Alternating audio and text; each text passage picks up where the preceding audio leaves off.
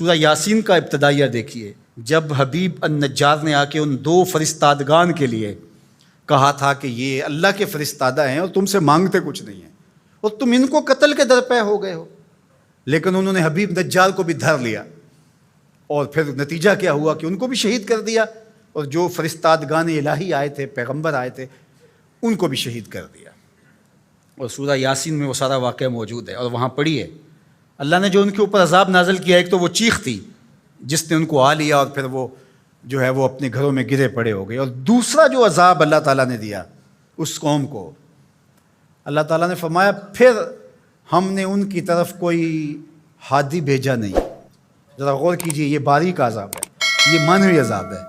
انہوں نے میرے فرستادگان کی قدر نہیں کی تو پھر میں نے سزا کیا دی کہ پھر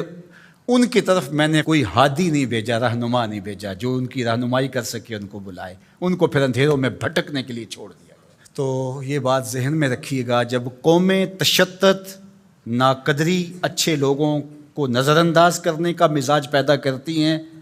تو پھر ان کے اوپر جو عذاب بھیجے جاتے ہیں ان میں سے ایک عذاب کہ پھر وہ حقیقی قیادت سے محروم کر دیے جاتے ہیں۔